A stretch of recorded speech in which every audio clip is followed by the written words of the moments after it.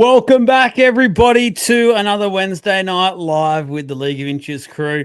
Fantastic to have you all company. It's been once again a very big, I thought mild start to the week, but obviously a few little things have popped up.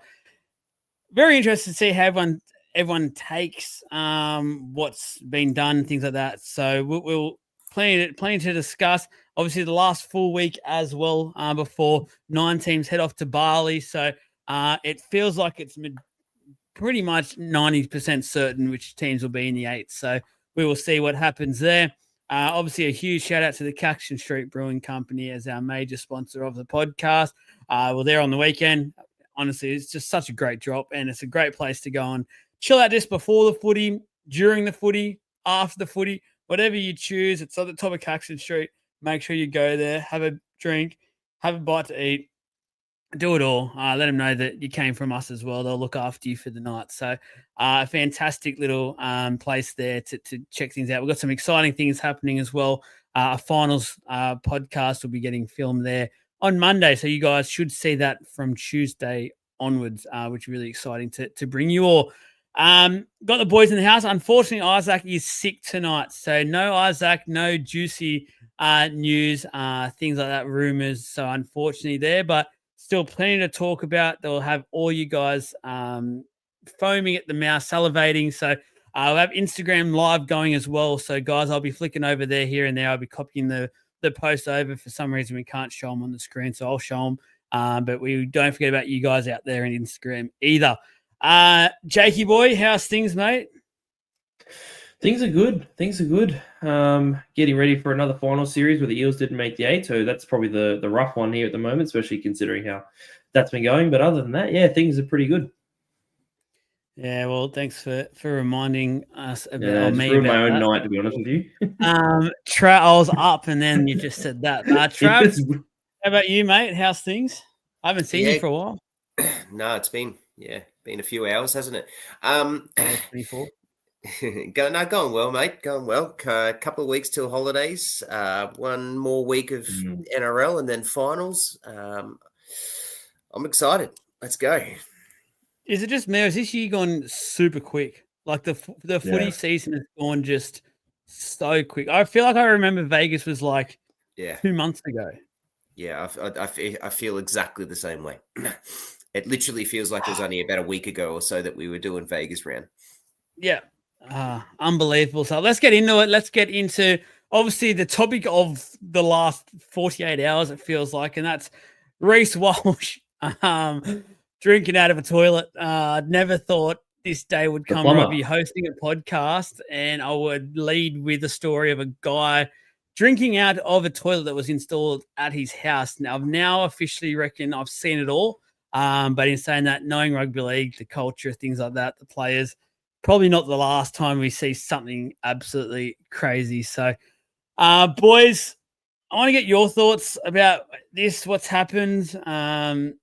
Is there a story behind it? It feels like, before I throw to you, there's two camps here. There's the average Joe Blow who just thinks it's pretty funny, and they're just like, oh, whatever, it's a piss take.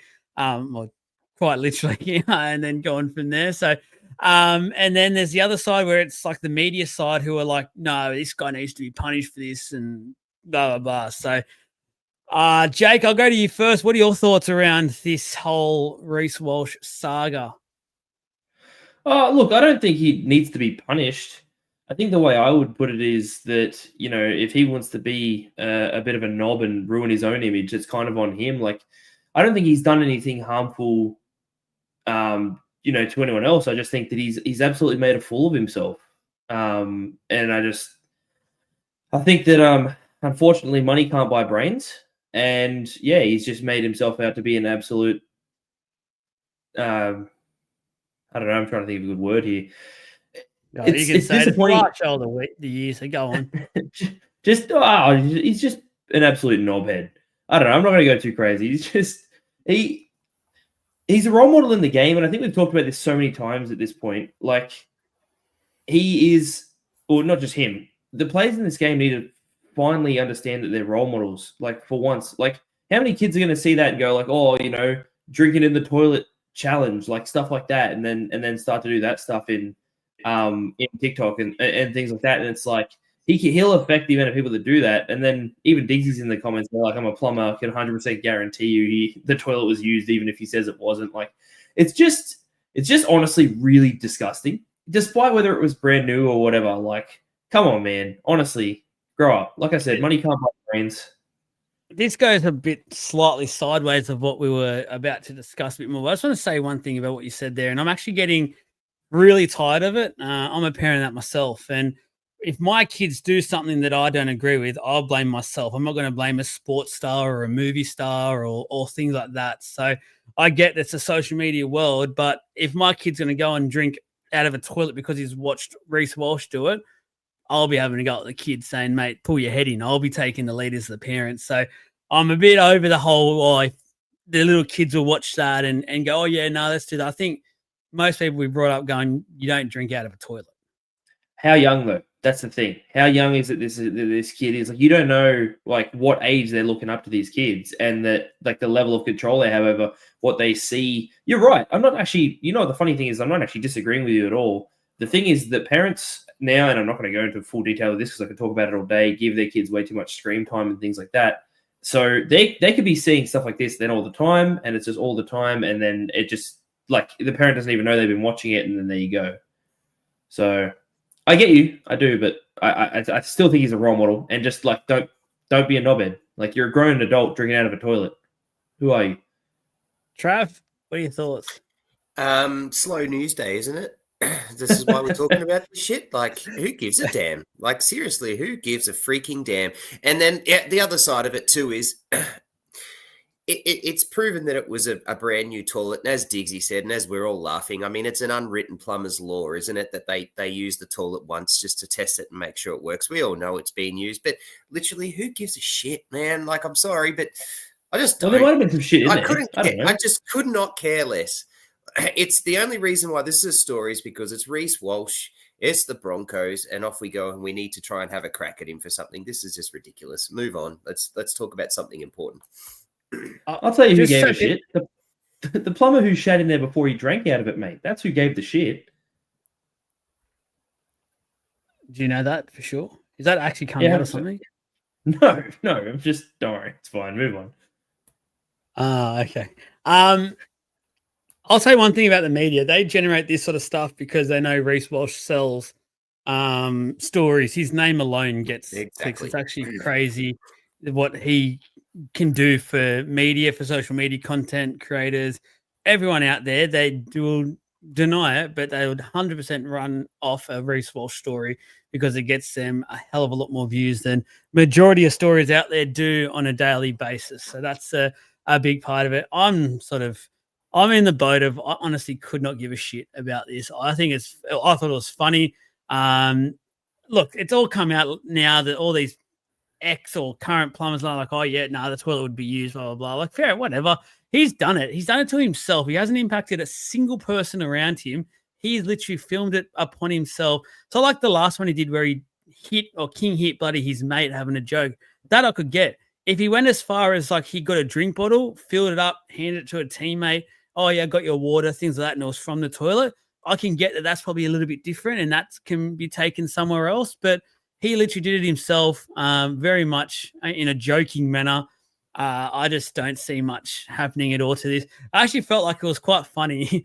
The Broncos did that statement, which I just thought was almost as funny as the Reece Walsh thing doing it himself. Like, there was no need. Like, I don't know if you boys agree, but there was no need at all to do a press statement or a press release about that incident. Yeah. Seriously. The only reason why they did it is because it's Reece Walsh. That's literally the only reason why they've gone and done it. This is just what's the saying? Mountain out of a molehill type thing. This is all it is. And you're right. It's Reece Walsh. So he's posted something. He's taken a drink out of the toilet on a toilet he's installed himself, I think he said. Like, seriously, who cares? The only real thing I think is the way I see it as well is, though, they've got finals coming up. Like I feel like there's got to be more important pressing matters. So Reece Walsh drinking out of a toilet's going to derail the Broncos final series? Like, seriously. I don't think him doing it, but I think, media coming out about the club that's negative just doesn't help. Besides I if it don't ever think it helps. makes any I don't think this is going to make any difference. This isn't like Addo Carr going into the first game of finals and getting done like he did last year, drug driving. Like, this is not going to derail anything or do anything. Fair enough. Yeah, I just find it funny. I actually think it's a really funny That was story. 3 minutes we can't get back. Let's move on. I thought it was a really funny story. On a more serious matter for the Broncos, unfortunately, and not to move away from the toilet humor, we're all for the toilet humor, and the engagement already has been off its head. So I almost feel like just milking it a little bit, but we won't. We won't be that sort of page. But Shibasaki obviously dropped. Obviously, the reports are, I don't know if this is actually confirmed or not, but the report was, I'll stick to saying the report word. He had a big night and then he rocked up at training, basically intoxicated still, not in a good way. And obviously, the week before finals, basically, that is not a good look at all. So, Madge taking the hard stance and dropped him. Big call. It's a game that they must win to make top four, which would be huge for the Broncos. We all know in the history of the game, you need to make top four to win the competition. So it's a huge blow because he's been sensational for him all year. But Madge has not taken any bullshit, really, and he's just gone out and made a big stance to this team to say we've made some inroads for sure, but this sort of stuff we've got to put a stop to. Trav, what are your thoughts around this whole stance around the Shibasaki incident? Just to confirm, they only said it was 1 week, didn't they? Yeah. Oh, no, they haven't said anything so far. It's just he's been dropped. So we're not sure of a time frame. Okay, I might admit. Okay. I love it. I love that they've made a stance. He's turned up. Like now this is the type of thing that can derail teams moving into the finals when they get out on the drink and do what they and do this type of stuff. So I love that they've put a hard line onto him and suspended him. And it's a message that's been given, which unfortunately they haven't done in the past. But let's say they've learned from this lesson and off they go. Silly boy. Silly boy. This is a contract year. He's still fighting for that. A week before finals, a big game tomorrow night. He's a professional athlete. Like, yeah, no, this is a dumb move. My real question is, let's see how serious the Broncos are here. He's turned up drunk, right? Let's see how serious they are and actually, or do they care more about their team success, which I think is about to happen, and they only suspend him for 1 week. Yeah. Jake, what are your thoughts? God, I love this so much. Like, I love the stance that Madge has taken on this. In my opinion, it shows leadership. He's set a standard, and I imagine he would have set the standard all year, same idea, and that someone's broken that standard. So he said, I imagine he's just followed his word that he's probably said all year, and Madge is the type of bloke I feel like would do that. Shiba's been dropped. Apparently, they've really put him through his paces at training too. Like, they've gone, here's your punishment. And they've absolutely smashed the shit out of him. So I think it's old school, but I love it. I couldn't love it any more than I do. Because as we've said, like, they're trying to make they're trying to make that top four spot, and they want to keep this and all that. But at the same time, if Madge lets him get away with it just because, like, he's been one of their better players this year, and it will affect their sort of finals chances and like that, then everyone else knows that they can get away with it at that certain time. Like, at a certain time, like, we can get away with this now because it's more important to do this or whatever. There has to be a standard set, and that has to be maintained by the entire team. And as long as it's being consistent across, then there's absolutely no issue with it. Now, in terms of the 1 week thing, I think that if he's been punished hard enough and he comes out and he after that, the next week he trains really hard across the next week, and he smashes it in Reggie's and things like that, then from there he's good to go the next week. I'm okay with him having 1 week off. I don't think he needs more than one, but I can understand sort of the other stance of that. But I think as long as you do your punishment, you got your 1 week, train your ass off for the next week, go from there. I absolutely love this from Madge. And I've said from the start that the Broncos really need Madge. And I know he was under a bit of pressure at the start, didn't get off to the best start, but I think that was also them getting used to how Madge operates. And I think the Broncos have had a massive issue in regards to the way the players conduct themselves for a number of years now. So This had to be a line in the sand moment to go, you know what, guys, we may be back into some form. We may be starting to look quite good. Something people are starting to talk about us when they talk about who can win the premiership. This isn't on. Like, we've got a job to do now. You hear a lot of these top teams, a lot of their top players and things like that start, like, when they talk at the media, they're saying like their job starts now. Like Hudson Young put out a status today, I realized, and he goes, job starts now, basically. Like, that's his mind frame about going into this sort of final series where Shibasaki, it's a really poor look from him to be as well, because let's call a spade a spade. He's been basically club after club for a number of years now. He was literally on a train and trial this year. Like, that's how he started at the Broncos. And to get to this stage, he's had a sensational year. No one will say that. And he's one of the buys of the year. He's one of the players of the year, like with what he's achieved this year. State of origin player, crucial member of the Broncos team that's running into finals red hot. This is a stupid decision. And it just goes back to that sort of what we were talking about the last couple of weeks with these players. And like, seriously, like, you're going into the finals in next week. You're a professional athlete. Why are you even getting yourself into that situation to start with? Why are you getting to like a sloshed factor where you're coming the next day still out of it by all reports? We've got to say that, but really not a good look. And it wouldn't surprise. I know he's been very good, but the way Madge is and the way he's done things in the past, it wouldn't surprise me if, let's say, Mariner and that backline does really well this week. Let's say they upset the Melbourne Storm. Would not surprise me at all if he just goes, you know what, they've done the job, they look good. Sorry, Shibby, you stuffed up. You left your jersey open for someone to grab, and Mariner's spot now for the finals. So this could be a big stuff up by Shibasaki, Jake. 100%. I do think he needs to earn it back. Like, I understand I said a week's okay, but he's got to earn that right to get that jersey back. And he's got to hope and pray that the people in his position don't stuff that up. Basically, they don't have like a really bad week where Madge kind of goes, right, well, you've had your good week. Let's get you back in there. They've stuffed up. But if they play out of their skin, like you just said, there's no reason why they're not staying in that spot. He has, like you said, he's stuffed up. He's out of it now. He has to earn it and he has to get lucky. That's the two things that need to happen for him to get that spot back, in my opinion. So have you been a massive fan of Shibba this year? Sorry. It's a massive slip up that he could definitely live to regret, because like you also said, he hasn't officially signed a contract yet either. So it's not the greatest look, especially this time of year. Yeah, come Origin time, I had him down as the second best center in the comp, based off form, and that was just my opinion. He was flying. This is dumb. He's made a dumb move. You'd like to think he'd know better, but unfortunately, this is poor. But let's see how he bounces back. Seriously, let's do. Like, he's missed this game. The stance has been put down.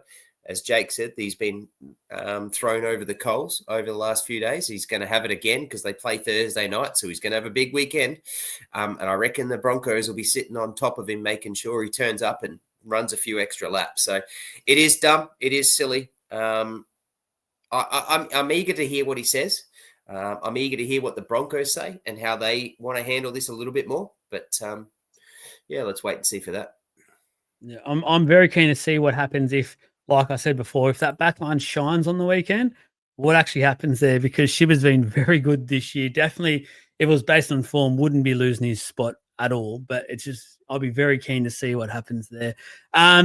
Moving on, obviously talking about good players and things like that, the Dally M medal is coming up quite quickly. We've got the last week of our League of Inches Player of the Year as well. Now, this rule we're going to talk about, our voting system isn't impacted by it, so I'll just say that now. But the Dally M system, if you get suspended a serious, like a sort of, I think it's 2 or more suspension, I believe, the players basically then ineligible to achieve and win the Dally M. They basically just, from past votes, their name just gets rubbed out, basically. You can see them there going, oh, they could have won that, and then all of a sudden their name disappears. So it's not good for them. Bringing this up because Buzz and that has said sort of in the paper over the last couple of days, according to their calculations, Harry Grant's right in the mix for the Dally M. Obviously can't win it now because of that suspension.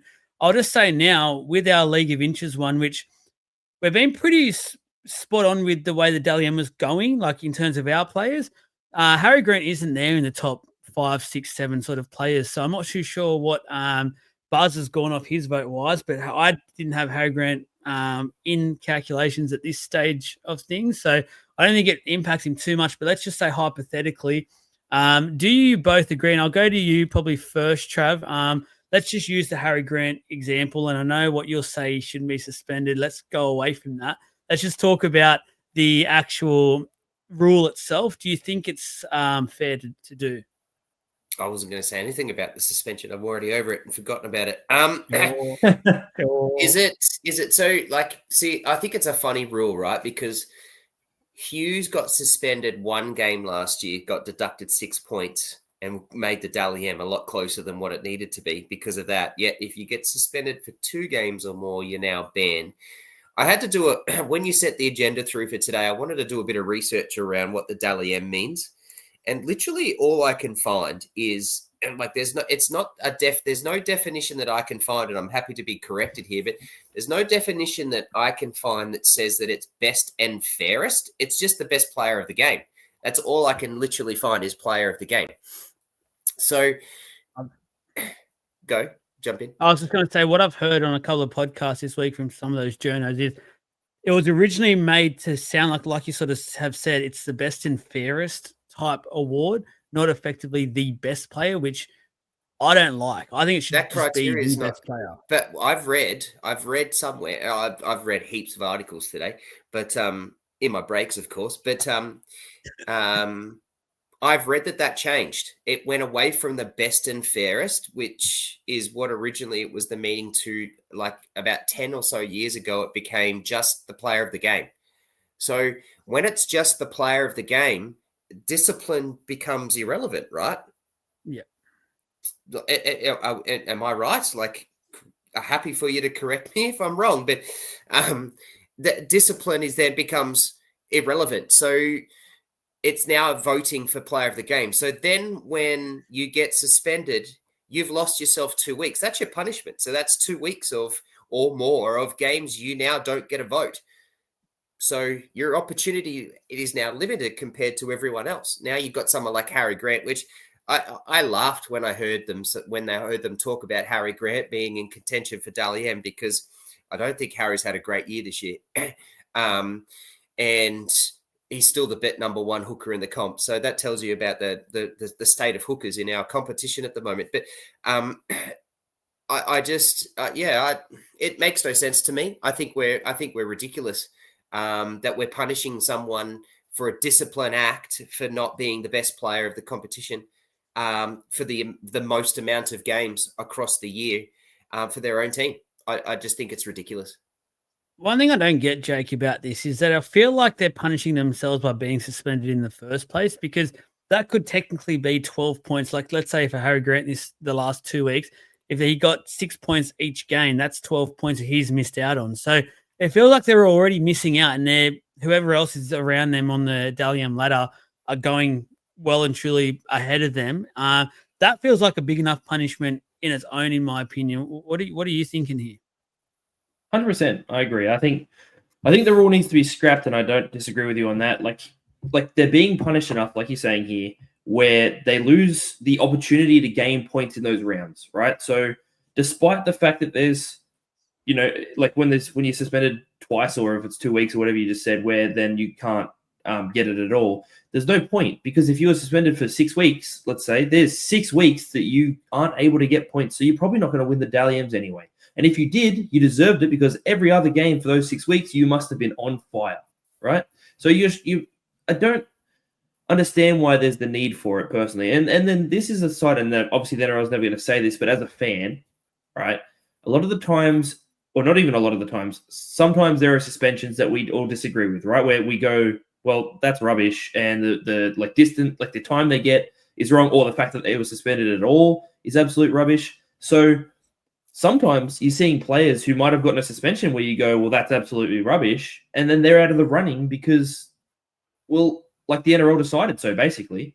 So for me personally, the way I'm seeing that is, I think it needs to be scrapped, best player, and if the Dally M is not for best player and it is for best and fairest, then we need 2 awards. We need a new award specifically for the best player with new criteria. They've got the best and fairest award. Like Heine used to win that every year, basically. Like the fan vote. Is that Proven Summons? Proven Summons, yeah, Proven Summons award. I feel like is more that best and fairest. Trav, there was a question for you as you were talking. Thanks to Jess. But if you are getting suspended, does that not imply that you are not the best? Not with the way the referees are now. See, and here's the point, right? As Jake's jumped in really well there. But the other side too is that I also want to add something to what Jake's just said, is that this year alone, the NRL have changed the rules 5 times, just off the bat throughout this year. So, like, to even just have this as a conversation is ridiculous because they change the rules as they feel like going. So it just doesn't make sense to me. And then to take a step back from what Jess is saying, but if you're getting suspended, does that not imply that you are not the best? So like a double. I'm not sure how this question is exactly worded, but no, like I assume that the question is that if you're getting suspended, you're not the best player because you're getting yourself suspended, I suppose. Yeah, that's the way it reads. If that's how that's read. So no, because you're still playing well. Like you just done a dumb thing at some point and got yourself suspended, or you haven't done a dumb thing and the competition's realized and the competition says that they want to suspend you just because they want to give you a break. So no. Well, it's sort of if you think of it. Sorry, I was going to say the example I would use for that to just put into context, like Latrell Mitchell. We all know he's a bit of a grub. That was my same. Oh my god, sorry, that was my grub same example. in his crazy. career, but we all know he's a superstar of the game, and not just because he is a grub and he has those moments. He's taken out Manu's face and things like that. It doesn't mean we're not going to go, mate. He's a freak, like he is. So that's just sort of That's where I was basically going to use the almost identical example, which is crazy. But I was just going to say, like, let's say for 5 games, Latrell scores 2 tries, 3 tries, assists 2 or 3, like he's just playing insane, right? And then for 1 week he gets suspended, all right, or maybe he gets suspended 2 weeks, whatever, like to get rid of the eligibility, like 2 weeks out of the year. Let's just pretend that was it. And then for the rest of the season, he's still scoring a try a game, 2 tries a game, getting assists, whatever, and he's just dominant, the most dominant player in the entire game. He still can't get this Dally M because he had too bad. Like he had a week where someone might have slipped and their head was halfway to the floor and his shoulders hit him, so he's been suspended. Like that's where I'm talking about, where it can go, and it's just a bit rubbish in my opinion. So like for Jess, I was going to say Jess has a question there. Yeah, there's a couple of good questions coming in, and we'll get to them just after Travis made his point because there's actually 3 in a row. So. I know, just go because I think this is where we'll go. So. So first of all, Dave, I'll go. So do players who get fines as opposed to a bloke like Grant who gets a suspension make the system flawed? It's different. We'll probably dig a bit more into this. We've got a bit of a series coming up in the off season, bit of pub talk that's coming back. So we'll go into that a bit more in detail there for some off season content for everyone. Really looking forward to that. We're going to literally sit down at the Caxton Street Brewery with a few of the other creators. We're going to talk about all that sort of stuff. But when it comes to like suspensions and that, like, that there is a flawed system for sure. I think we've all agreed on that in different times. Just back on this one. So Jess, isn't discipline and availability part of greatness? I think obviously if you're going to go out and full on take someone's head off with a massive swinging arm, for sure. I think availability though, you can't sit here and say, because Andrew Johns retired from his neck injuries, that doesn't mean he's not a great player or one of the greatest players of all time, if not the greatest player. Like injuries also happen. So availability part of it, don't quite agree, but I feel like you obviously don't want to be naming people who I'm trying to think of someone. I think she means availability due to suspension. Due to suspension. Oh, yeah. If it's like taking heads off and stuff, for sure. Like you don't want to be naming that player as a great player and rewarding it either. Yeah, but players don't do that. That's what I mean. This is not the 90s and 80s, right, where that shit was the norm. This doesn't happen anymore. The point that she's making is discipline and availability is part of greatness. I agree. There are plenty of Dally M winners that are not great or are Hall of Famers and things like that. Like, I don't think Jerome Hughes will be a Hall of Famer. I think Jerome Hughes is a very good halfback, and I'm very happy he plays for the Storm. But I don't think he has greatness, if that makes sense. So, like, I don't think the idea of discipline through and then availability stops him from being eligible for a Dally M for that year because he's had a really good year. You know, I don't know if my point's coming across very well. It might be something that I have to sort of write up and put out. But yeah. And to then go further, because that question on to what Shannon's then come out and said, is there a line where the type of suspension changed my views? What Latrell Mitchell did to Joey Manu was one of the dirtiest things I've seen in a very long time. Did that change my view as to whether he's a grub? No. Like we all know Latrell Mitchell's view. Does it change my view as to whether he is a great player? Absolutely not. He is certainly a great player. He's just got discipline issues that I really hate about him. I still think he's that if he was to win a Dally M on the back of having that, all to him. Man, you're a freak. If you're going to win a Dally M still and be suspended for the amount of time he got suspended, then all to it. Good job. It ain't going to happen, though. You can't miss that. I mean, unless you're Kalen Ponga, you can't miss that many games and win a Dally M. It just means that every other game you've played, you've been the best player on the ground. And that means that you're a great player. Yeah. Yeah. Anything else to add to those questions, Jake?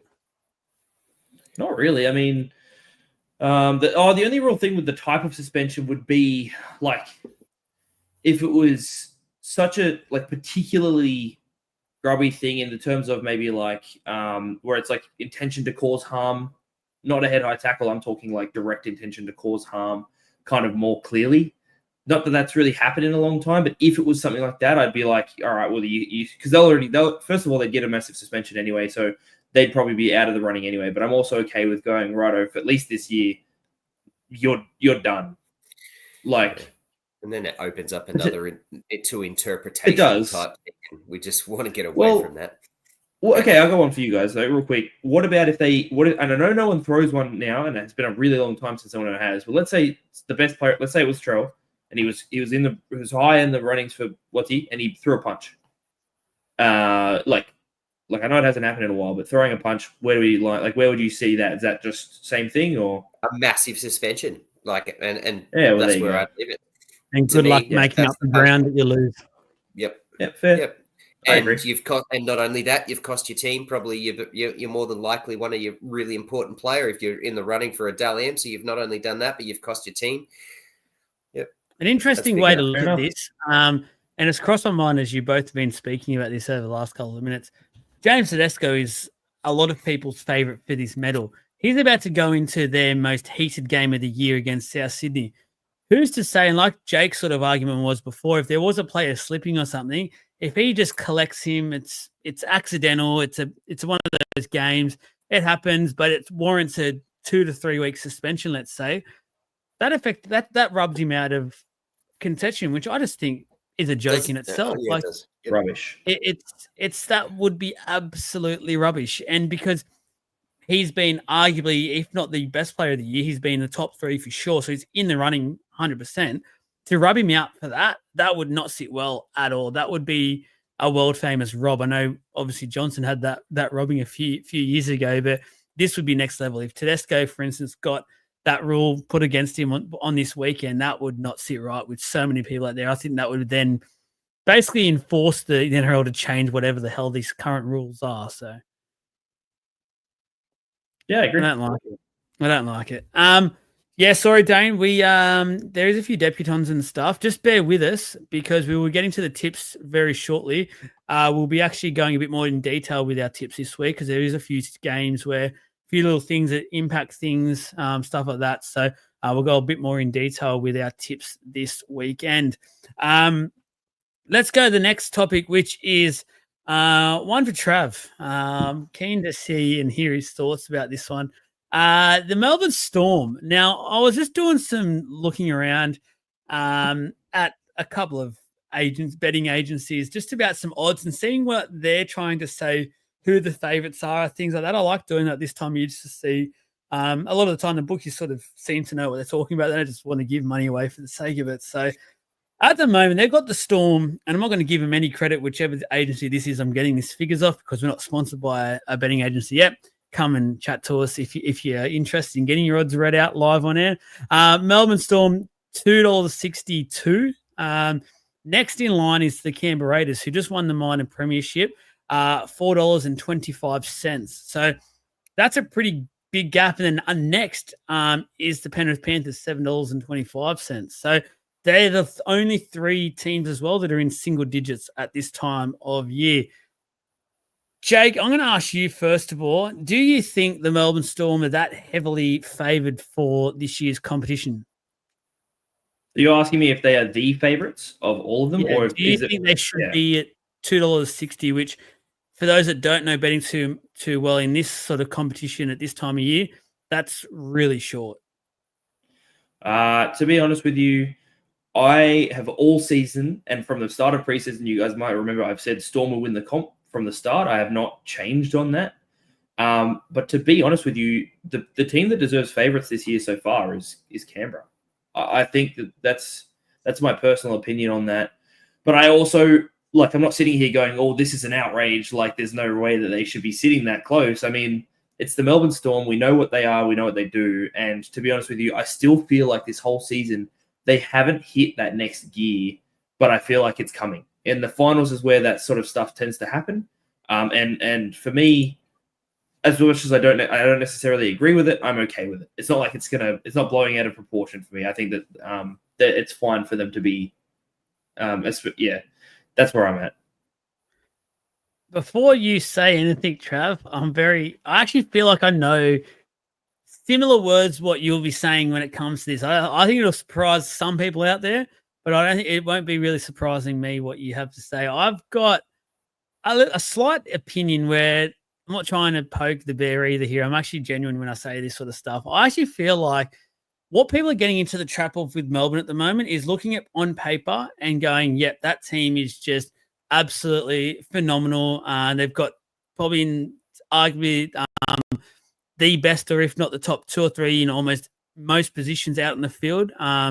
They've been, they're thereabouts. I haven't been impressed with the Melbourne Storm for a little bit now in terms of they seem to be very up and down. It looks like Craig Bellamy has noticed this for a while now. He hasn't been too happy. Obviously, the weekend happened. Heads up, I didn't actually get to watch that game. I had an emergency on myself, so I didn't get to watch that. So I can't comment on that first or second half. This isn't where my comments are coming from. It's coming on the lead-in weeks to this. I just haven't been that impressed from what I have seen. I don't think they deserve to be that heavily priced favourites. Like Jake sort of said, and there's a comment here I saved it. I didn't want to put it up there yet because he's copied my thoughts here, or maybe I'm copying his. But I actually do have the Raiders and actually have Penrith above the Melbourne Storm if I was putting my, I guess, power rankings out there at the moment. I'd have those three, but I'd have the Raiders, I'd have Penrith, and then I'd have the Melbourne Storm. I just think, I know Penrith have lost the last 2 weeks by 1 point. That's obviously been some losses which will be there, but I just don't feel like they've lost anything. I feel like Penrith are right there. They're ready. They have just got this smugness about them again, and that scares the shit out of me. If my team was in the finals, I'd be going, oh no, not Penrith.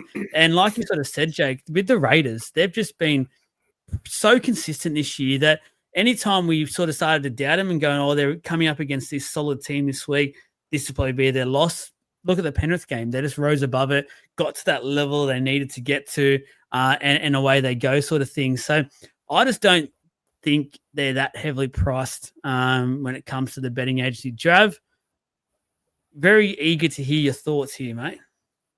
What do you think I'm going to say?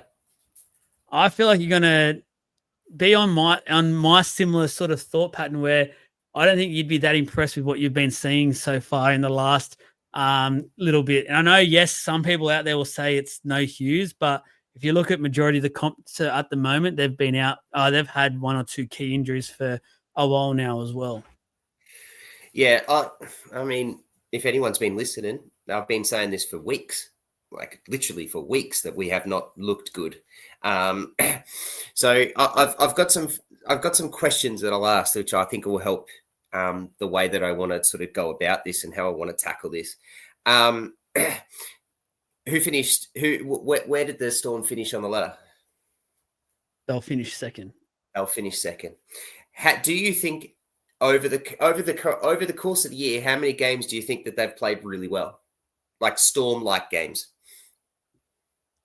Good 10. 3. 10. Man, you haven't watched much of the Storm. 3. I'd say there's probably only 2 that I would be really happy with. One of them was obviously the massive game against the Tigers. 2, maybe 3, right? I think where we've been Storm-like, yet we've still finished second. Our current form is, do you like it? You're saying no, Joel? Jake? I'd say no, but and to tackle this, I think that, like I said, they haven't hit where they're going to hit. You watch them first week of the finals, and it'll be a different Storm. Yeah, so that's kind of where I'm going to go. So our form is not good yet. We're finishing second. Our form is not great yet. We're second in the comp for points scored. We're first for most tries. We're 6th per possession percentage. We're 8th for set completion. We're 11th for line breaks. We're 6th for run meters. We're 5th for offloads. We're 1st for try assists. Our actual attack by the numbers of all up offensive stats is we're by far and above the best offense in the competition. Yet we're talking around how bad our form is. And I've been a critic for that as well. Defensively, Chris has come through and said our defense is an issue. We're 2nd for most points given away. We have made the least amount of tackles. We're 3rd best for missed tackles. We're 6th best for errors. We're 3rd best for ineffective tackles. We're 5th worst for penalties. Our defense is actually rated the number 1 defense in the competition. So according to the stats, yet we have 0 form, or not 0 form, but we have poor form. I guess the point I'm trying to make is statistically, we're actually killing that we're actually killing the competition. Yet we're talking about this, and then we're having an argument around whether they should be the favourites. Am I getting my point across? Not really. No, that's because you guys don't understand. You're Para supporters. You don't know what it's like to win. But where's the dick coming from? I knew you'd take this personal. Jess, come back in the comments, please. I just want to do. I actually, statistically, we're killing this. We're killing it, right? We're absolutely killing it. I think that our statistics are. Do I think the odds are overachieving? Yeah, I think the odds are overachieving. I do. I really do. I don't think we're the form, so therefore, I think the odds should dictate, or it should be represent the current form of the teams. And the current form to me are the three best teams are right now. I'm going to put the Raiders, the Panthers on form, and the Broncos on form ahead of us. But statistics for us is way, way better than anyone else in the competition, right? We also have Craig Bellamy. We also have major experience. We also lost last year. And we also know that, and I think this is what the odds are representing, is the fact that because we are a Craig Bellamy team, and because we do have, like you said, Joel, probably a top 3 in pretty much every position. I'd argue the centers. I'd argue our front rowers too, as well. But statistically, from what you're saying, the top 3 in key playmaking positions is the reason why we're there, and that's why we can go further off it. Shout out to you, Jesse. Good to see you in the comments. Hope you're feeling a bit better. And that's probably the only 40 minutes of footy that Jesse's watched this year too. That isn't the Roosters. Hold on. You got to clarify that. No, he watches more Dogs games than he actually watches Roosters games. At least he live even goes anyway. To them. So, yeah, live. Yeah, he goes to them. Finals time. The point is, come finals time, we'll be a much different team. 100%. I agree with that entirely. I was going to say, I've said, and I needed it to be said, you can bloody quote me on it if you want. I've said all year, and I will not go back on it, Storm will win the comp. I've said it from before preseason. I've said it throughout the entire year. Melbourne Storm are going to win the competition. Trav's trying to make everyone think the Storm should be $1.90 at the moment. So get on, bloody gamble I responsibly. literally Obviously, just said it actually should be worse. Sorry, it should be higher. I don't think we deserve it based on our current form. But when you look at this, when you look at the statistics and you look at the draw and you look at what we've been able to do, it's not near as bad as what people are trying to say or where it's sitting. Right. So yeah, it's an interesting one. I don't like our consistency as a fan. I sit here and get pissed off. I watched that first 40 minutes against the Roosters at halftime and I actually thought, oh, well, we're going to blow these guys off the park. Like, we've just given a massive defensive showing. The Roosters had nothing. They were held to 0 at halftime because defensively we were unreal. They just couldn't get through us. And then we just literally switched off, and the second half was a completely different story. But if we can play like that first half against the Roosters, which we have done for halves a lot of the year, we just haven't been able to do it for another 20, 30 minutes. And it's only been a bit of brilliance at the end of it that's been able to get us through. Come finals time, I think it's very different. And right now, I think we're just sort of doing what we're doing to get through to that point. but my glass half empty approach. You mentioned the first half. That's all sweet. Bring that out more, and obviously there'll be not many teams that can go with you. Bring out the second half because it's the most recent performance we've gone off. Yes, I know there was a couple of players not there, but that's not the Melbourne Storm that we know. No. That was a milestone game as well. We all know how good they are at that. The fact it was for Craig Bellamy, 600 games is just. That's just I don't think I would have ever predicted that would, like, you could have given me 30 predictions to make in this game. That wouldn't have crossed my mind once to make. So that was just crazy. And to be the worst half football you've ever played, that's silly. Looking back at the week before that against the Dogs, so many people out there, including probably us, have written the Dogs off. Basically, not happy with what we've seen from them. They feel like they've gotten worse as the year sort of gone. They need to gel a lot more. They're a week out and they're still trying to bring their spine together. That should have been a game I felt like you probably could have and should have put them away a bit earlier, and they sort of stayed in the game with you guys.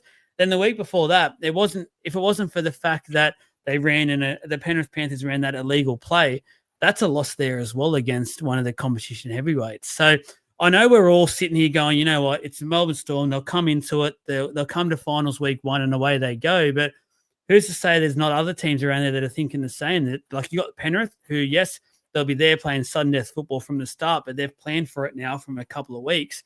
I cannot write them off at all. They've been there. They've done it that many times. And Canberra, they've got that. We always talk forward packs win your big games, and they've got the best forward pack in the competition. So there's a couple of things there for me that, yep, I see the spine of the Storm. I definitely do.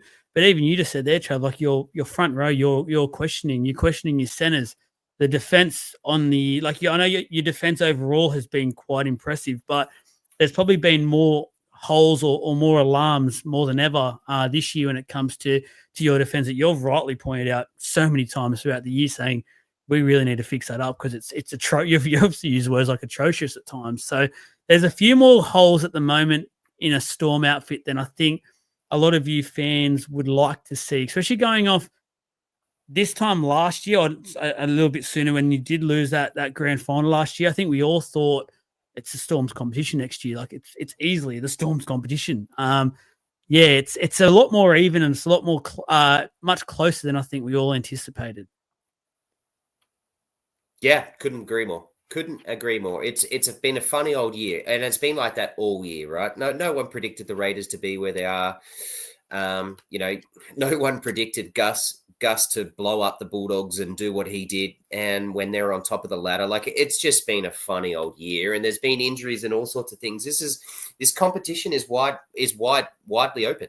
Last year it was down to Penrith and the Storm. Everyone knew it. We spoke about that all year. This year it's not. It's very much widely open and contested. I'm much more excited for this year's final series than last year's, that's for sure.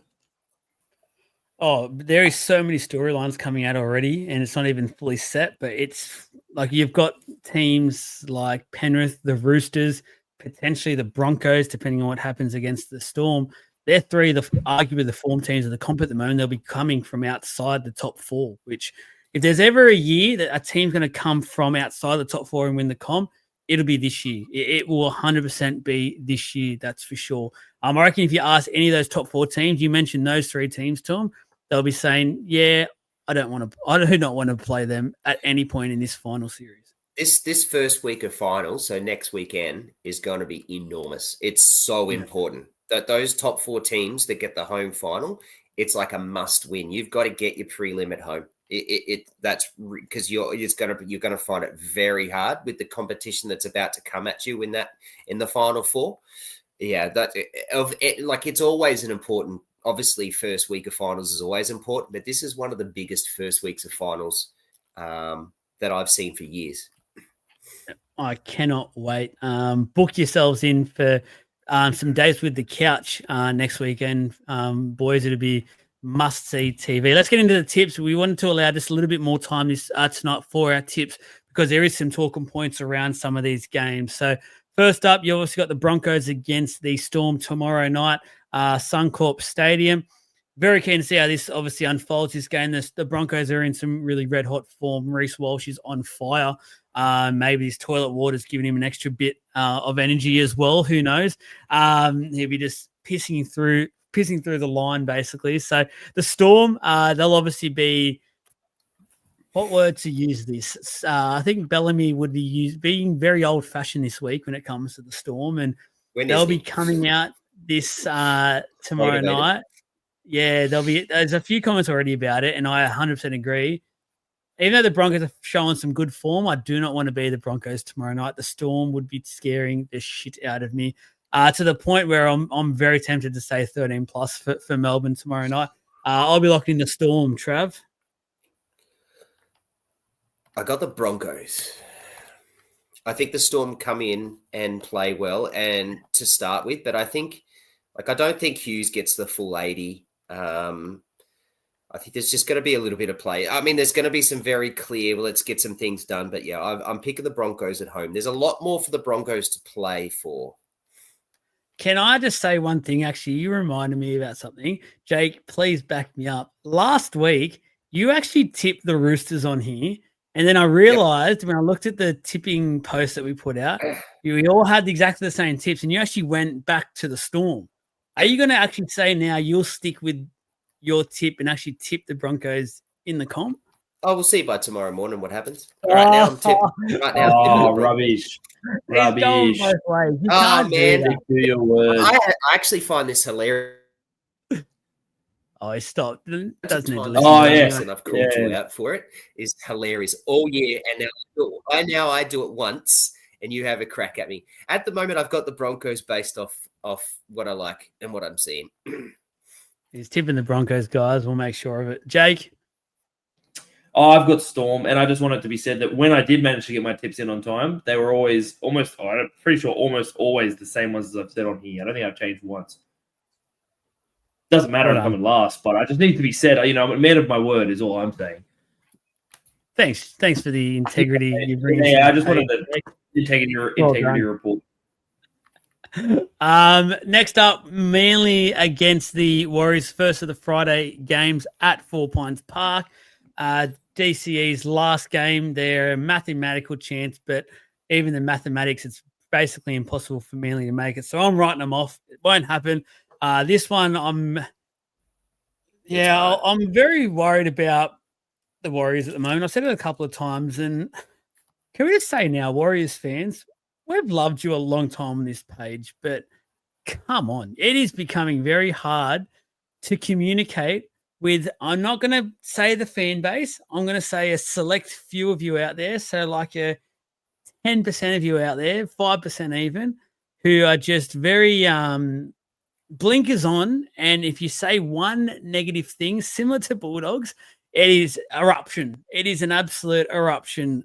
So look, majority of your fan base, fantastic. Absolutely love spending time with Warriors fans. But there's just that small few over the last week or two, and one call apparently went against you that clearly was actually the right ruling. But hey, that's what it is. But I actually think Actually, it's Trav's turn first. Trav, who will you tip tonight that you'll probably change tomorrow? This is a bloody hard game to tip. I'm tipping Manly at home. DC farewell. Got a bit of form. I've got Manly. Jake? I've gone Manly, but I don't think the Manly fans give a half a shit about farewelling DCE with the way this season's gone, to be completely honest with you. I don't think that's... And I don't think they're going to... I don't actually think that the Manly players are going to rally behind him either. So to be honest with you, I've still got Manly, but I don't think they're going to like come out and flog them or anything like that for that reason. I think there's going to be... It's a pretty tight game. I had that similar mindset, but before that 350 game he had, and the way that crowd and his players and even Turbo, who apparently there's a massive beef between the two of them, even he got around him. Like, I actually started to think, you know what? I think they're just going, let's just get around him. We'll go back to hating him after Friday night. But for now, let's just do what we can, put on a show for the fans and go from there. I actually think they will get around DC. I think they'll be plenty of signs, things like that. I think it'll be a pretty cool evening. Does he deserve it? Up in the air. I think I still yes, he does. go. Yeah, he still had a good career there. How he was as a player there, but he definitely handled this year poorly. For those that still hold a bit of a grudge who are Manly fans, I can totally understand it. Me as a non-fan, just still question marks around why would he do it the way he did it. But hey, it is what it is. And I think the crowd and that will definitely get around DCE. There'll probably be a cheer him off at the end of this game and things like that. And he does deserve it. I'm going Manly. I'm going Manly 1-12 in this one. I think Wade Egan, that loss of Wade Egan for the Warriors is huge. He does a hell of a lot for that side, especially at side now without a few of their key players that we already do know about. Adding him to the list as well. Unfortunately, I think it'd be a very easy straight out in finals for the Warriors, which is unfair for them because they've been basically top four this whole year apart from the weekend. It's going to be, it sucks because they've had a really good year and they've been up against it for a while now. They've been battling away. But yeah, it is a bit of a shame how this season has ended for the New Zealand Warriors. Next up, it is the Book of Feuds, one that I cannot wait. Doesn't matter where these teams are on the ladder. This is always an absolute ripping contest. Roosters against the Rabbitohs, Allianz Stadium, Jake. Yeah, look, this can always go either way, and I think it's still going to be pretty fiery like it always is, which I love. But it's got to be the Roosters for me because they're pushing for that 8th spot, like to try and hold off on that, just to basically make sure that they're easiest way to make sure they keep that 8th spot is to win. Right, so I think that they're going to win. Personally, they got more to play for. Yeah, I've got the Roosters. I'd love it for the theatre for the Roosters to lose and we all have our eyes glued to the TV on Sunday for that Dolphins game. But unfortunately, I just can't really see. I do think the Roosters. If Latrell was playing, I probably would be tipping the Bunnies just because Wayne Magic just going all out to just win it. Cam Murray's back, things like that. Like I could actually see the Bunnies doing something quite special here. And the Roosters have been a little bit up and down over the last couple of weeks. Walker is back though. That's a huge in for them. So I've definitely got the Roosters in this one, Trav. Yeah, look, I'm going to say it like this. Unfortunately, I think the Roosters give the Rabbits a bit of a touch-up, but I really hope they don't. I really hope they don't. And I hope the Rabbits come through and win because I really want that Dolphins game to be meaningful on the Sunday. And I'm very keen to see what happens there because the point differential and things is a factor as well. And it's not a small amount. 15 points is a fair bit. It's not often the teams win games by that much. So I also kind of want to see this game be close too because I want AJ to get his try score. I just think I think the AJ break. Oh yeah, Diggs has already mentioned it too. Shout out to you, bro. But I would love. It just means more if he does it here in this last game than he would in the first game next year. Just would be such a really good thing to happen. So. I hope the Rabbits win, but yeah, I think the Roosters win comfortably. Yeah. Just to answer your other question, Dizzy, because you're an absolute legend, you're always on the show. Why they hate each other? Just going back to obviously Turbo and DC. But all reports, the Trbojeviches haven't been very happy with DC since obviously how he handled everything. They are very big on obviously club first sort of mentality, and it just didn't really sit right with him. Apparently, it's left him a very sour taste.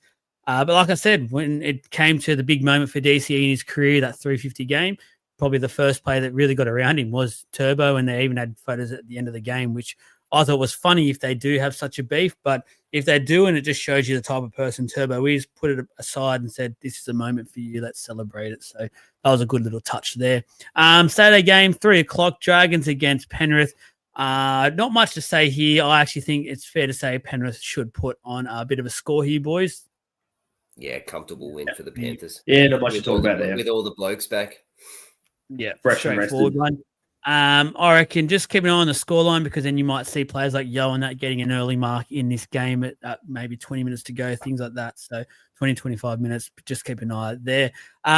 Titans against the Tigers. This could be for the wooden spoon for the Titans. They definitely need to win this one. Just outsiders at the moment when it comes to the betting side of things. But I feel like the Titans are going to get up for this one. I just have this thinking in my brain at the moment that it's the last game of the year. The Tigers are up on the Gold Coast. They pack their going out shoes. They pack their deodorant. They pack their collared shirt. They pack their nice pants. Then they go, oh, hang on a second. I forgot. They're about to walk out the door. Hang on. I forgot me footy boots and my mouth guard. Let me go get those things. Let me chuck them in the bag. See ya, love. I'm out of here. Boys weekend at the Gold Coast. Here we go, Mad Monday. And then the Titans are like, hang on, we actually want to win this. We don't want to get the wooden spoon. And away they go. So I've got the Titans with the Tigers going, what an end of season trip. Trav? I really hope the Titans win this game, hey. I'm looking at the team list, and as I always do, and like across the board, the Tigers have better players in better spots. But I liked what I saw from the Titans last week against the Dolphins, and to put up 30, yeah, they let through 36. There was a few sort of lazy efforts there, but the Dolphins will always get scores. It's just what they do. But I like the way that the Titans play. Kieran Foran's last game, Desi's last game at home. I think this is I've got the Titans. Jake, who you got? Oh, I've got the Tigers. I mean, I know that the score against them last week against the Raiders was 24-10, but to be honest with you, they went with them for the first half. They looked pretty good in that first half, and I don't know, just the way I see it is, like Trav just said, like they have sort of better players across the board. When you look at it, this is what you sort of come across, and I don't know, I think they've been in pretty decent form, and they want to kind of show the fans that they have something going for next year. So I'm going to say that the Tigers get over them. I've got no idea what the score is going to be. This could be massive, both teams scoring heaps, or it could be like, yeah, it could be kind of go anywhere with the It'll score. Be points first. There won't be defense in this game. First. It'll be and by looking at the early radar, it should be a cracking day as well, which should encourage it even more. Next up, last of the Saturday games, Bulldogs against the Sharkies. Both teams have a bit to play for. Both teams haven't been fantastic coming into a finals game. Sharks have a real possibility if we get the storm we're anticipating tomorrow night. Sharks win this, they'll finish in the top 4, which has come from nowhere. I did not predict this to happen at all. So they've got plenty to play for there. Dogs obviously have top 4 wrapped up. They more so need to just work on some consistency, building those combinations up still, because let's face it, they're a game out from finals football. There's many out there already saying they'll be out straight sets. But however, they really need to start working on these combinations and just get them down pat, because the other teams that they'll be versing throughout the finals basically have it down pat, apart from probably the team that they're versing this weekend, the Sharks. Jake, who you got?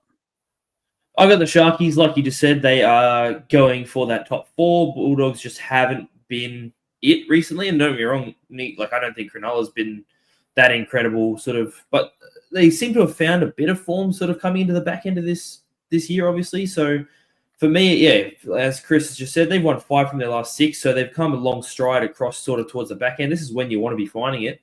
It's not when you want to be doing what the Bulldogs are doing and capitulating. So to be honest with you, I've got the Sharkies in. I've got. I reckon they'll win comfortably. I'm not going to say like a flogging, but I reckon they'll win pretty comfortably in this one. Yeah, I'm going the Sharkies as well, and I think this will really ramp up some increased pressure on the Bulldogs that if they're not already feeling, I think they will be after this one. I just don't quite like what I am seeing from the Bulldogs at the moment. I'm anticipating Fanua Blake to have a really big game here. I think the Dogs' middle has been really poor over the last couple of weeks. I think Fanua Blake can probably smell some blood in the water here, and will go out and really put on an exclamation mark to say I'm ready for finals football, and so is this club that I'm at now. That we'll be finishing top 4, and away we go. Trav, who you got? This is a hard one. Like, you guys are so comfortable in tipping the Sharks, and I know that the Sharks have had good form recently with some big wins. Bulldogs are desperate for a game. Like, the Bulldogs are not the Storm, right? I don't think the Bulldogs can go to the finals with poor form. They need to have a good one here. I think they're desperate. So I know it means nothing to them, but I think it does in terms of that they have to go into finals with a big win here or a good win here. So I'm going to tip the Bulldogs. Yeah, 100%. We'll talk about this probably a little bit more on this finals podcast that we do, Trav. But just quickly, put your feet into Lockie Galvin's shoes at the moment. Let's just think of him as a human at the moment, and he's still very, very young. He's about to lead this team. Has a huge fan base. Has been so well supported this year into the finals. Being halfback, playing out of position after the year that he's had. If they lose this game as well, or even just for coming into this game, he'd be feeling a huge amount of pressure. Like that just has to be human. It's a big couple of weeks for Lachlan Galvin. I do feel for him a little bit. He's been obviously put into this situation. Him and his manager seeked this to happen. But putting my human sort of hat on for him, I do feel a bit for him. Oh, I absolutely feel for him. I mean, he did put himself in this situation. Let's be fair. And he requested to get out, and he wanted to get out, and he did everything he could to get out. And even if he didn't do it, his manager did it for him. So, and his manager's representing him. So, yeah, I the human element of this is I definitely feel for him, but I don't really care that much. It's his fault. Like, yep, you're a professional athlete. You're getting paid decent money. You're going to get paid a hell of a lot next year. So you're playing for that too. Yep, get over it. If he's been under pressure already with what's happened, coming in next week, if they do lose this one, wow. Well, he could have gone to Para. Like, he could have gone to Para, and the life at Para would have been a hell of a lot easier, right? You know, because they're not on top of the ladder, and they were never going to be. So he could have just gone there and had a much easier. But he's gone to the Bulldogs, and they put the pressure on to go to the Bulldogs. And he went in there, and within a week, he gets named in the team. So, like, the whole pressure has been put on himself. The main difference would be, I was going to say, the main difference would honestly just be that if he went to Para, or there was another club, I don't remember who it was, but if he went to Para, he'd be playing 5'8", his natural position. He is not a controlling half, and that's the difference. I'm going to put the Storm in the agenda more often because, Trav, mate, the amount of little subtle digs so far you've had at Para tonight are really just not called for. I wouldn't keep it up if I was you. I really wouldn't. Sunday, the first of the 2 o'clock, the first of the games, 2 o'clock at KO Stadium. They go back to Redcliffe to finish up their year. Potentially, if what happens on Friday night happens, and it will be. Dolphins against the Raiders. Raiders have rested a lot of their squad. Timoko's been confirmed out today as well. So the Dolphins heavily favoured coming into this one. Talk Farnworth will play if it's for a final spot. If it's not for a final spot, Farnworth won't play. It's actually a tough game to tip, this one, I'm finding, because in one mind I'm thinking, well, if it's a must win to obviously get into the finals, Dolphins win. If it's not, and it's just one of those games, even though the Raiders are depleted, I'm probably going to change my tip on the ESPN app that we're on and actually go the Raiders, because even though the Dolphins have what appears to be on paper a much stronger side, like It's just that what that club is built on this year, that the Raiders, that I reckon they'll just get the job done. But yeah, it's a tough one. So at the moment, I'll probably say, I'll have to go the Raiders actually because I predicted Roosters will win the first one. So I'll go Raiders. Trav? I've got the Dolphins. Even your point is valid and it's true, but I've just based off that, based off everything, based off the team list, the fact that it's at Redcliffe, the Dolphins will win this game. Yeah, I'll change it. I'll go Dolphins again. No Jake? I've got the Raiders either way. Despite the fact that they're a reserve grade side, the Dolphins have got a lot out too. And yeah, I don't know. I think despite what happens on the weekend, I think Raiders will pull it out. Ricky's going to have them up. You've changed me. I'm back over Raiders. I might change a few more times before we finish this. Sounds like Trav. Yeah. Oh, look out! Now we're getting into it. Now the last few minutes, we're back into it. Good to see Jake offering something. Yeah, it doesn't happen. Doesn't happen often. Got to do it at least at the end of the season. This is good fun. Careful what you say about the Eels. Joel's feelings are more fragile than their defense this season. Oh, excuse me, Jess. We've been start of the season last couple of weeks. So I'm going off the stats you look at. You and Trav, obviously, at night time is looking through the stats on the NRL site. They're a lot to do with the start of the year. We're a completely different side. I'm telling you now, if we were in the finals, we'd win the comp. I've said it a number of times now. We're peaking. We are peaking. There's a lot of teams out there who are very glad that the Eels are not in the final series this year. Moses, woo, look out. Anyway, talking about the Eels, they're up here. Egg on Trav's face, he predicted this would have been the Spoon Bowl of 2025. Suck shit. You're wrong again. Well, it might as well be. You're only in 12th. What are you on about? Mate, you're not even close to the finals. You're 4 games away. We're closer to now to finals than we are the Spoon. So there you go. Have that.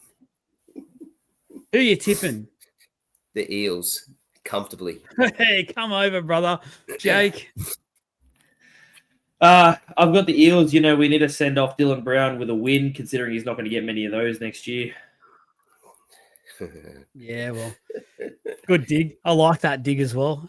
Pity we don't have any. Actually, United. Shout out to the United Bar. He was watching a bit earlier on Instagram. Shout out to the viewers over there still. But just a quick one. I'll be over there on Sunday watching it from the famous United Bar.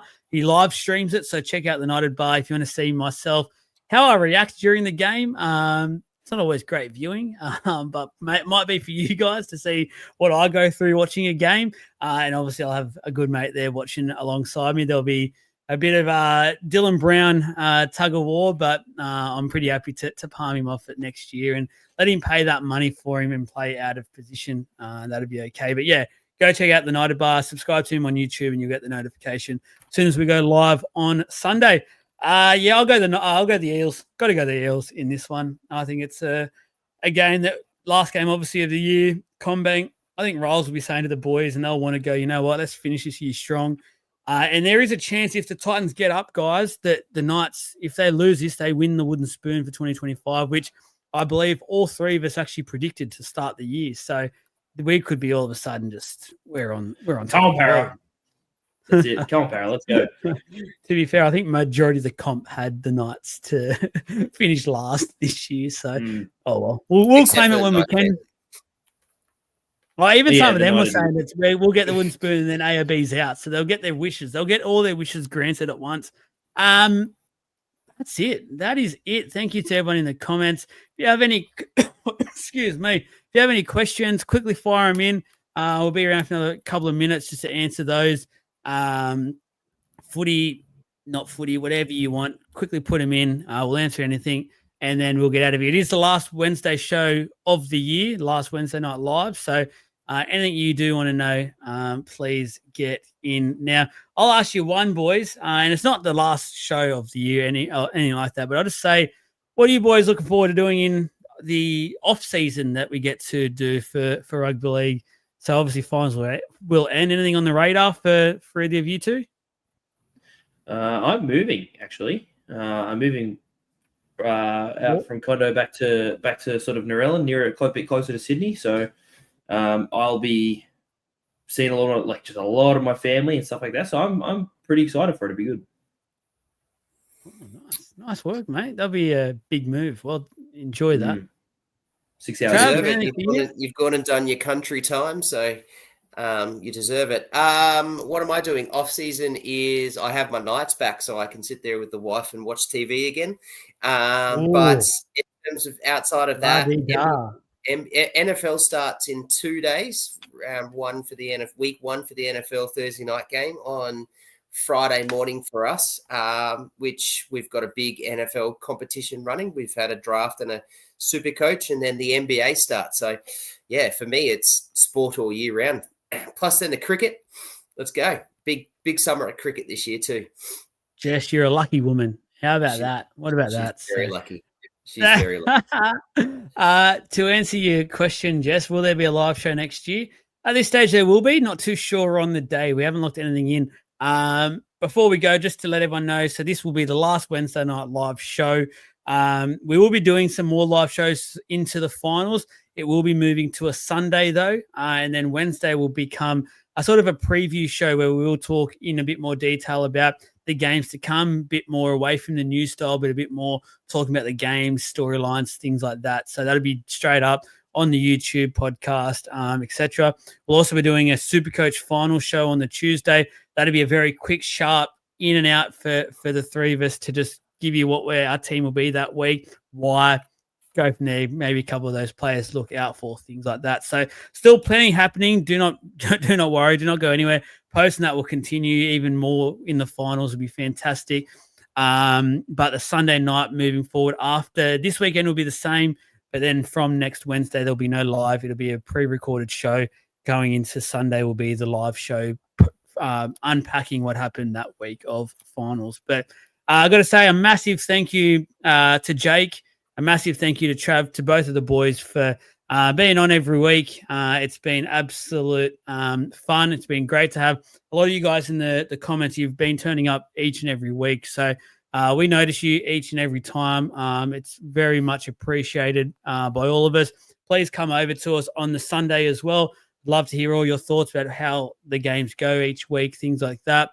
Like I said, if we get some good turnouts, that'll be the time we do moving forward next year. So everyone that's fresh in their mind, they can talk about the games and things like that. So thank you, Trav. Thanks for it's been a fun time doing these live shows. The crowds have been fantastic.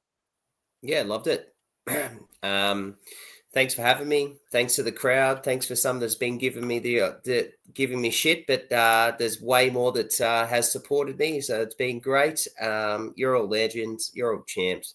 I know there's lots of people who listen. I've had about six messages of people who have said that unfortunately they're not here. They're busy, but they're going to listen to it. So just as a shout out to all of them as well. They'll hear it when they get through it. But yeah, awesome. Have a great final series, everybody. 100%. Good luck to the teams that will be in it. Diggsy, are you guys doing live previews, reviews for the Ashes tour? Yeah, we'll definitely be doing some stuff. We'll be at the Samoa Tonga game as well. So very keen for that game. We'll definitely do some things. We're not going to stop either in the off season. There'll definitely be some content coming out. I'm just trying to finalize a few little things over the next couple of weeks, but I'm also prioritizing at the moment just the final series. It's a big month of football, obviously. Everyone gets around it, very excited for it. And then we'll go into a bit of a plan what we're going to do post that. Maybe a bit more to do with Isaac and stuff like that as well, which would be pretty cool. But we won't sort of be stopping. It'll just be a bit more wound back a bit and not as much. So there'll still be plenty of content, especially from the social media stuff as well. Jake, thank you very much, mate. No worries, mate. Thanks for having me on. You know, I forgot that I'm supposed to do this big announcement that he's signing me for next year, for the next 8 years on a $1.5 million deal. So it'd be good to see you guys for the next 8 years. I'm excited. 1.5 Caxton Street Brewery. Thank you for the upgraded sponsorship deal. It has entitled us to just sign some big money deals. So we've got big names. Apparently Foxtel's coming on board, 9. You name it, they're doing it. We've signed an agreement with Stan Sport, Netflix. It's all happening. So thank you very much, guys, one more time. We'll get out of here now. Hope you enjoyed the show, and we will speak to you very shortly. Goodbye.